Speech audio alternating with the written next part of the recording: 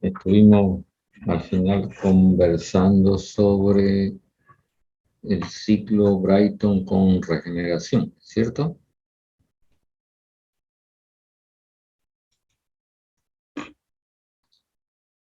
Y encontramos de que, a diferencia del ciclo Brighton, digamos, normal, la relación de compresión, ese valor que lo hemos simbolizado con la letra R o R, afecta de manera contraria, es decir, sin regeneración, si R aumenta, el rendimiento del ciclo aumenta, pero con regeneración, de acuerdo con la fórmula que desarrollamos, el rendimiento del ciclo Brighton disminuye. De todas maneras, este valor es mayor que este valor y eso lo podemos notar si hacemos una representación gráfica del rendimiento versus la relación de compresión para uno y otro caso. Si fuera sin recalentamiento, el ciclo tendría más o menos, en función de la relación de compresión, un rendimiento que estamos mostrándolo con esta curva que acabo de graficar. Mientras que si es con recalentamiento, el valor del rendimiento se comporta de esta manera. De todas formas, digamos, si la relación de compresión fuera esta, entonces tendríamos sin recalentamiento este rendimiento, pero con recalentamiento este otro rendimiento que es mayor. Lógicamente, a medida que R aumenta, la diferencia en términos de rendimiento se achica hasta que llega un momento en que acá prácticamente se vuelve nula, ¿no? Quisiera saber si esto está claro para complementar lo que dejamos pendiente la última vez. Les pregunto. De todas maneras, esto lo pueden consultar o pueden hacer una buena lectura en el documento que yo les mandé.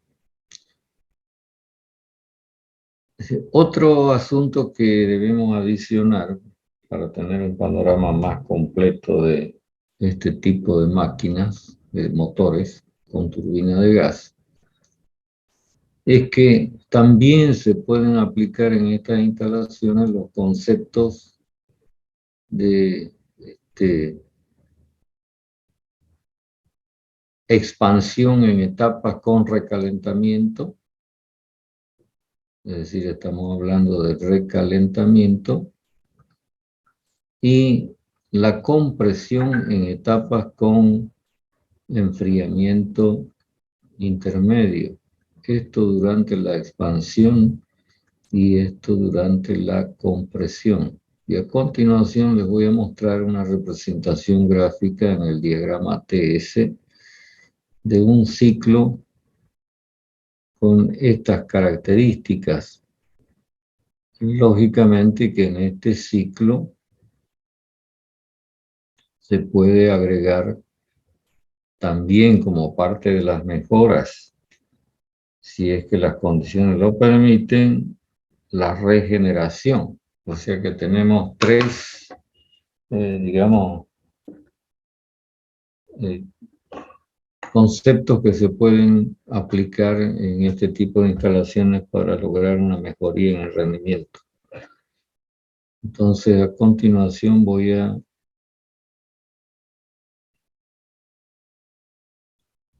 mostrar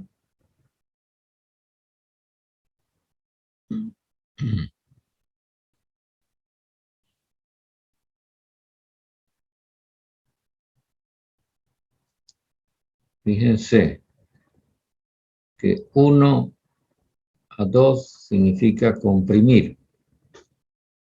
De 2 a 3 significa hacer un enfriamiento de ese fluido comprimido. Y de 3 a 4 significa volver a comprimir. Entonces, por acá tenemos una presión, por acá tenemos una presión intermedia y por acá tenemos una presión P sub 2. Entonces, lo que estamos mostrando hasta ahora es cómo, por supuesto, en este diagrama TS, aparece una compresión en 2 etapas con enfriamiento intermedio. Luego vendría el suministro de calor que permite que en la instalación se alcance la máxima temperatura cuando se tiene el estado 5, para luego proceder a un proceso de expansión con estas características. En una primera etapa de 5 a 6, luego un recalentamiento hasta 7, y luego otra etapa de expansión hasta 8, y luego el retorno a 1. Pero si la temperatura T sub 8, fíjense, es mayor que T sub 4, entonces se puede hacer una regeneración.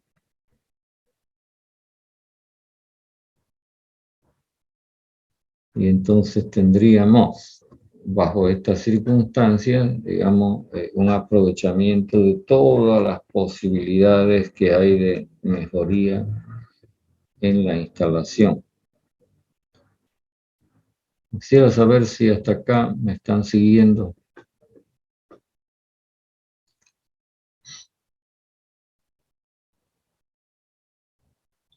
Entonces, por todos estos aspectos, lógicamente el rendimiento del ciclo va a aumentar. Entonces, bajo esta idea, uno podría pensar, ¿y por qué no hacemos más etapas de compresión con enfriamiento intermedio y más etapas de expansión con recalentamientos intermedios? Y entonces eso, digamos en teoría, acarrearía que el ciclo, en la medida en que se aumenten las etapas de compresión con enfriamiento y de expansión con recalentamiento, se acerque a un ciclo que lo tendríamos en estos términos. ¿Lo ven?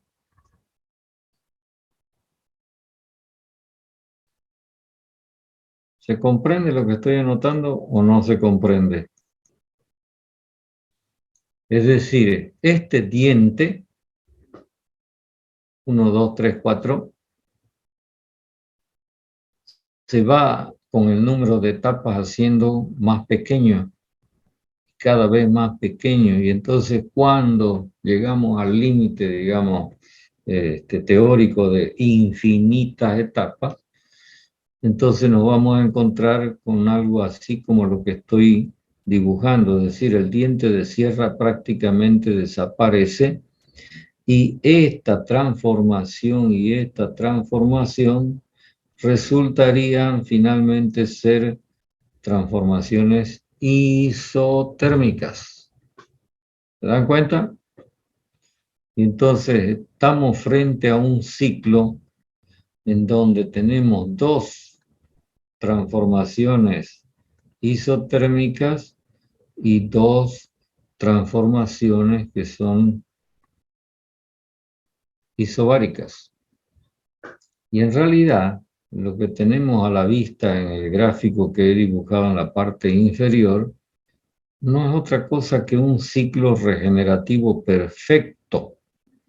Y entonces el rendimiento de este ciclo, que enseguida le vamos a poner un nombre, va a ser exactamente igual al rendimiento de un ciclo de Carnot, que es el mejor ciclo que se conoce. Este ciclo, constituido por dos transformaciones isotérmicas y dos transformaciones isobáricas, se conoce con el nombre de ciclo Ericsson. Y vuelvo a repetir, no se trata ni más ni menos que de un ciclo regenerativo perfecto. Y entonces con un rendimiento tan bueno como el del ciclo de Carnot. En esta misma línea se puede encontrar otro ciclo regenerativo perfecto en donde las transformaciones son dos isotérmicas, pero en lugar de tener dos isobáricas como en el ciclo Ericsson, se tienen dos transformaciones isocóricas. Y a este ciclo se lo conoce con el nombre de su autor, Stirling. De todas maneras, vuelvo a repetir lo que dije antes. Estas cosas las van a encontrar y pueden hacer una buena lectura, digamos, usando como primera fuente de consulta el documentito que yo les envié. O si no, examinando en el internet, van a encontrar mucha información. Y me interesa que usted investigue un poco más acerca de un motor que tuvo su momento, que se conoce justamente con el nombre de motor Stirling. ¿Me están escuchando lo que digo? Ingeniero. Ya, van a encontrar bastante cosas interesantes en relación con este denominado motor Stirling, que en realidad es un motor que trabaja con aire y que tiene una fuente de calor, de suministro de calor externa, es decir, no es una máquina de combustión interna. Y entonces una de las grandes ventajas que tienen las máquinas de combustión externa es que se puede usar cualquier combustible que se le ocurra. ¿Vale? Entonces me interesa que ustedes insistan un poco más, sobre todo en esto que lo van a encontrar interesante si es que les gusta la parte de motores. Hablo exactamente del motor Stirling. Incluso hay unos motores que son usados como adorno y que pueden funcionar con el calor que suministra la mano, es decir, el cuerpo de una persona. Usted los pone sobre la mano, los impulsa y entonces el motor comienza a operar. Si mal no recuerdo, hay 3 tipos de diseño de esto que denominamos motor Stirling. Entonces, usted investigue, lea, interiorícese, y le va a resultar bueno, interesante y favorable a sus conocimientos, ¿no? Porque mientras más sepa uno, pues mejor es la vida, ¿no? Preguntas sobre lo que acabo de ir planteando.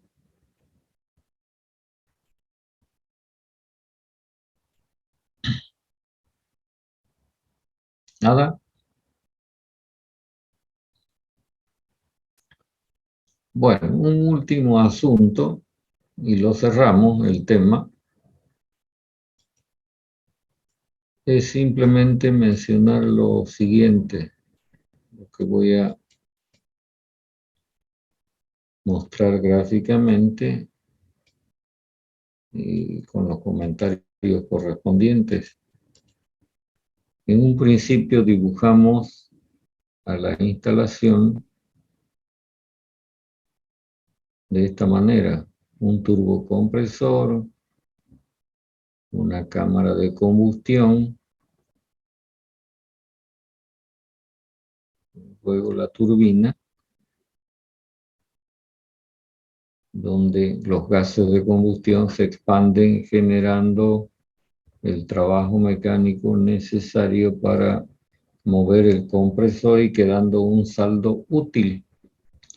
Entonces, en este caso, la turbina genera solamente el trabajo necesario para mover el compresor, lo que daría o dejaría, digamos, un saldo neto de energía en estos gases de escape de la turbina.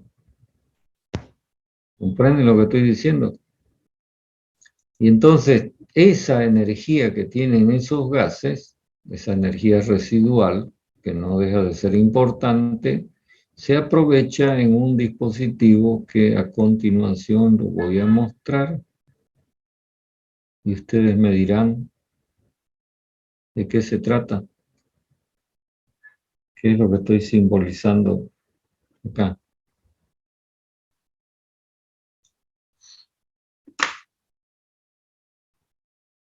Pregunto.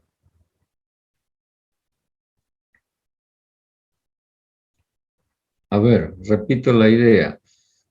Lo que estoy diciendo es que en la turbina, acá, a la salida de la turbina, la presión todavía no ha terminado, digamos, de aprovecharse en lo que concierne a la expansión de los gases. O sea que hemos tenido una expansión parcial en la turbina suficiente para que se genere un trabajo mecánico que permita mover al compresor. Pero es el saldo de esa energía, sobre todo energía de presión, se aprovecha en el siguiente dispositivo. Entonces quiero que me digan qué es lo que estamos mostrando con este símbolo que estoy marcando acá. No me vayan a decir que es un compresor, ¿no? Porque no, la forma de representación no es igual. Quisiera que me digan de qué se trata.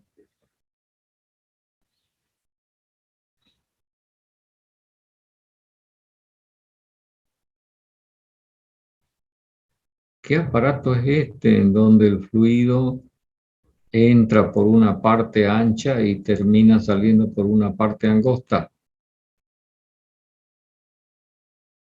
¿Cómo se llama este dispositivo? Una tobera, ingeniero. Una tobera. Y entonces, el hecho de que salga un chorro de gases que se expanden dentro de la tobera, acá hay un chorro, provoca un impulso, ¿lo ves? Como reacción. Y entonces, en realidad, a este conjunto, lo podemos graficar así, lo vamos a tener funcionando como un motor capaz de impulsar algo como consecuencia del chorro que sale de la tobera. Usted los conoce, estos motores, porque los ha visto en unos aparatos que vuelan. ¿De qué estoy hablando?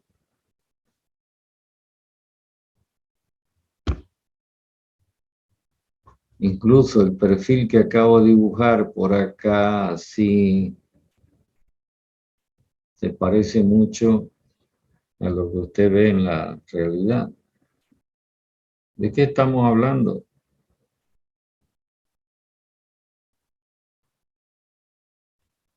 La turbina de los aviones. Sí, señor. Estamos hablando de un motor que se llama motor a chorro, que no es otra cosa que un motor con turbina de gas, pero impulsado por el efecto reactivo que provoca el chorro de gases que salen de la tobera que está instalada después del motor. Bueno, también esto lo pueden mirar en el documentito que yo les mandé.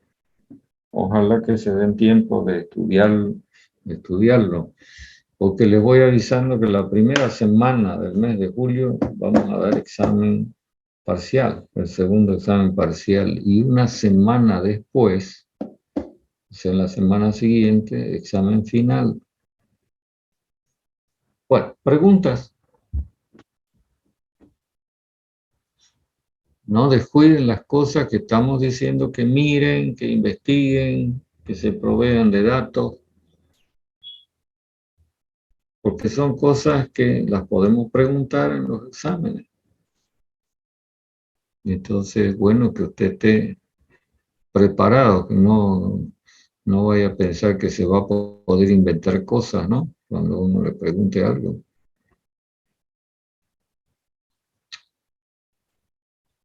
¿Preguntas?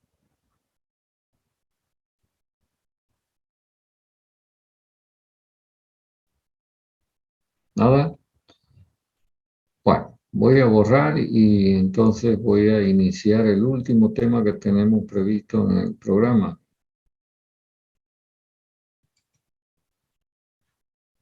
Este último tema, sobre el que les voy a mandar también un documento para que usted lo estudie y en base a lo que usted lea, razone. Si tiene alguna duda, pregunte. El tema que tenemos previsto como último tema de la materia es este estudio de termodinámica, porque es un estudio de termodinámica que se conoce con el nombre de ciclometría. Y en la palabra ciclometría ya tenemos algunas señales de a qué se refiere este estudio. Acá hay dos vocablos que están fundidos en una sola palabra. El vocablo ciclo, que traducido literalmente, me imagino que es griego, significa humedad. Y metría, bueno, significa medición. Sin embargo, digamos, esta traducción literal de la palabra ciclometría no nos dice de manera precisa a qué se refiere este estudio, que tiene que ver con humedad, con agua, sí, por supuesto. Bueno, para no darle tanta vuelta, la ciclometría es una parte de la termodinámica que se ocupa de estudiar el comportamiento del aire ambiental.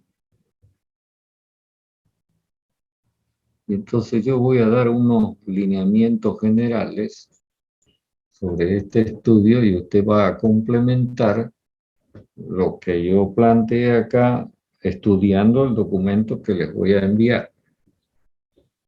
En el aire ambiental, normalmente nos encontramos con un conjunto de gases, entre los cuales tenemos nitrógeno, oxígeno, dióxido de carbono, etcétera, otros gases en menor proporción. Básicamente, estos dos, que son los más abundantes, y en ese orden. Nitrógeno es el más abundante, el oxígeno un poco menos, y sabemos que el oxígeno es vital, ¿no? Y es importante, por ejemplo, en el tema que acabamos de estudiar, en las máquinas de combustión interna. Es decir, sin oxígeno no sería posible disponer de esas máquinas. Pero también el aire ambiental tiene como componente importante, y esto es lo que se destaca a través del nombre, presencia de vapor de agua, o sea, humedad en el ambiente, que puede encontrarse en mayor o menor proporción. Eso es algo variable y ustedes saben que cada día, de cada mes, de cada año, este valor es diferente, ¿no? Hay momentos en que el contenido de vapor de agua del aire ambiental es elevado y uno dice, pucha, está el aire muy pesado, muy húmedo, y en otras oportunidades, sobre todo cuando soplan los vientos de sur, la humedad del ambiente normalmente es baja y entonces uno afirma de que el clima está seco e incluso se siente, ¿no? Porque provoca efectos en la piel, en las mucosas, en la boca, la nariz. Entonces, para hacerlo más técnico el asunto, a esta mezcla de gases y vapor de agua la vamos a denominar en el desarrollo del tema aire húmedo. Y entonces vamos a decir que ese aire húmedo está constituido por aire seco, que es la mezcla de gases, nitrógeno, etcétera, y vapor de agua.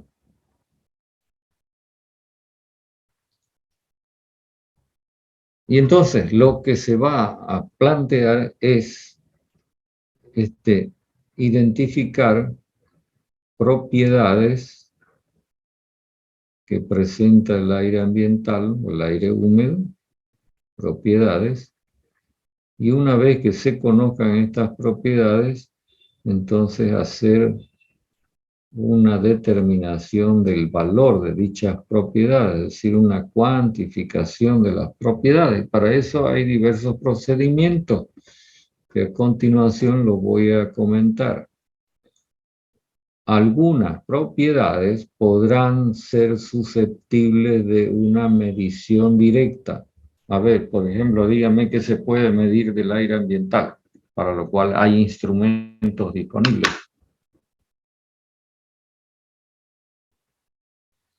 Y usted todos los días escucha en los noticieros o las informaciones que dan en la tele, en la radio, en los periódicos escritos,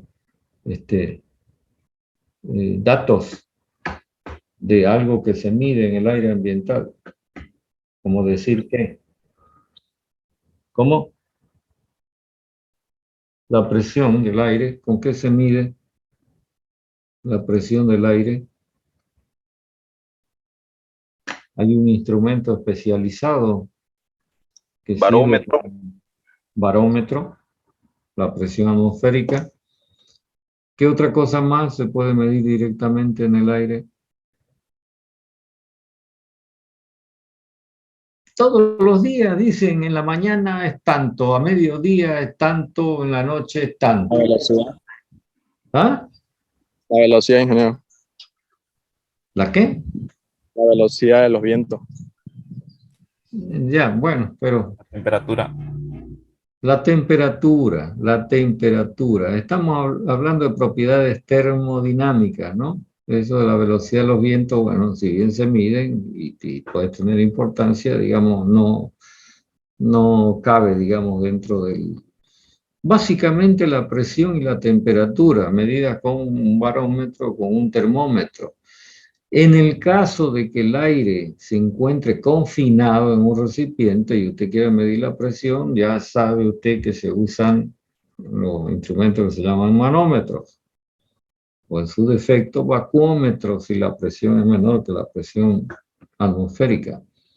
Pero hay otras propiedades que no son medibles directamente, no hay instrumento para medirlas, pero que usted las va a encontrar en el documentito definidas y se les va a mostrar mediante una formulación cómo usted puede calcular esas propiedades o conocer esas propiedades a partir de otras que sean conocidas. Entonces, para ello, en el desarrollo de este tema, se plantea un modelo de sistema termodinámico ciclométrico con ciertas características que se destacan, y a partir de ese modelo se establecen unas formulaciones que permiten el cálculo de dichas propiedades. Es decir, entre las características que se destacan en este modelo tenemos el hecho de que todos los componentes del aire húmedo, es decir, del aire seco más el vapor de agua, son considerados como gases ideales. Y entonces acá ya entra a destacarse el hecho de que se trata de un modelo teórico, ¿no? Pero que los resultados del modelo teórico concuerdan, digamos, con pequeñas diferencias con la realidad, y entonces el modelo es útil. Luego, otra característica es que estos componentes del aire húmedo se comportan como si estuvieran solos. ¿Qué significa eso? Que las propiedades que tienen por separado, a pesar de que estén después mezclados en el aire ambiental, van a seguir siendo válidas. Entonces, todo lo que usted conoce, por ejemplo, del agua en estado de vapor, vapor saturado, vapor recalentado, a través de las tablas va a seguir teniendo validez en este desarrollo de ciclometría. Finalmente voy a completar. Lo que usted puede observar en un clima como el nuestro es algo como esto que voy a tratar de graficar. Supongamos que en esta vasija usted tiene líquido, agua, y entonces la vasija está abierta y se pone en contacto el líquido con el aire ambiental, con el aire húmedo. Y resulta que entre estas dos fases ocurren interacciones, transferencia de masa, transferencia de calor. Y entonces, para este conjunto, la tercera consideración, digamos, dentro de esto que llamamos el modelo ciclométrico, es que el líquido es solo agua, lo cual acarrea que las propiedades que tenemos conocidas ya para el agua en estado líquido sigan siendo válidas dentro de este desarrollo de termodinámica que se llama ciclometría. A ver, hago un alto y quisiera que me comenten si tienen algunas dudas, preguntas.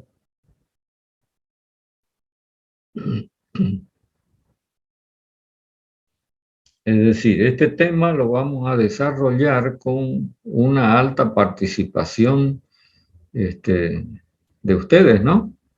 Porque van a tener que estudiar el documento y si tuvieran algunas dudas, vuelvo a recalcar, entonces te pide la aclaración que corresponda. Pero para eso, previamente, usted debe estudiarlo el documento. ¿Entiende?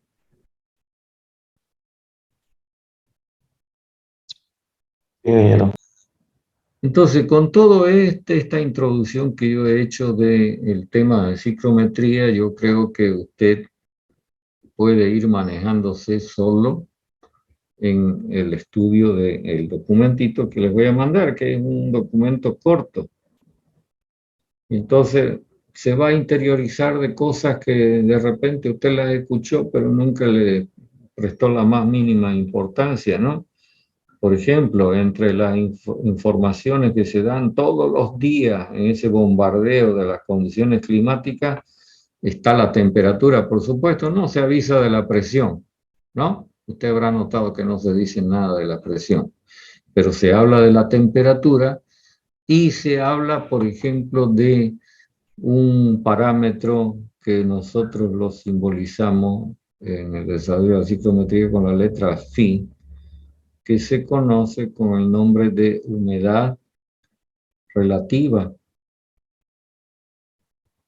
cuya definición la va a encontrar usted en el documento y entonces va a poder comprender el significado de esta propiedad, que es muy útil para muchas cosas. Entonces, todos los días usted está siendo informado de temperatura y humedad relativa del ambiente. Supongo que usted mira en la tele los noticieros, ¿o no? O en su teléfono.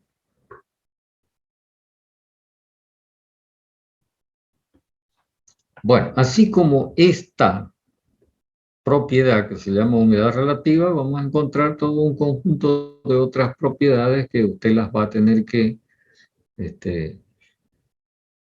estudiar en el documento que yo les voy a mandar. ¿Ok? Les cedo la palabra.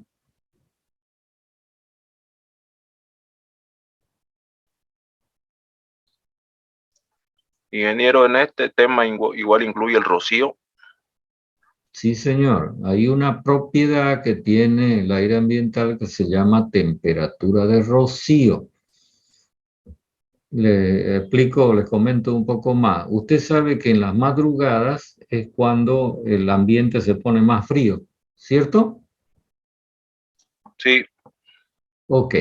Entonces, hay días en que la temperatura desciende tanto que el vapor de agua que está presente en el aire ambiental condensa, experimenta un cambio de fase. El vapor se convierte en líquido y entonces eso es lo que usted puede observar a veces en los lugares que no tienen techo, o sea, en el piso, usted ve un manto de humedad y a ese manto de humedad se lo suele llamar rocío. ¿Lo ve? sí, sí. Ya. En algunos reportes de las condiciones del clima se añade este valor que se conoce con el nombre de temperatura de rocío. Y entonces lo que me está diciendo esa temperatura de rocío es que si yo enfrío el aire hasta esa temperatura y mejor un poco más, entonces voy a provocar una suerte de lluvia. ¿Lo ven? Sí, Esa lluvia es lo que se llama rocío. Entonces, cuando uno sale al patio de la casa, muchas veces en la mañana temprano, ve el piso húmedo y entonces dice, hubo rocío. Pues, todas estas cosas están muy bien explicadas en ese folleto que yo les voy a, en esa copia que yo les voy a hacer llegar. ¿Ok? ¿Preguntas? ingeniero, ¿y qué es la humedad absoluta? Bueno, la humedad absoluta, a diferencia de la humedad relativa que se mide en por ciento, la humedad absoluta, voy a notar que en realidad en el documento, me parece que está con el nombre de relación de humedad, es también una propiedad del aire húmedo que me dice cuántos kilogramos de vapor están presentes por cada kilogramo de aire seco. Fíjese acá. ¿Lo ves? Entonces yo voy a tener en el aire húmedo, por cada kilogramo de aire seco, una cierta cantidad de kilogramos de vapor. Esto es lo que se denomina humedad absoluta, porque ya acá estamos hablando con unidades, ¿no? Mientras que acá estamos simplemente mencionando una relación, algo relativo, ¿no?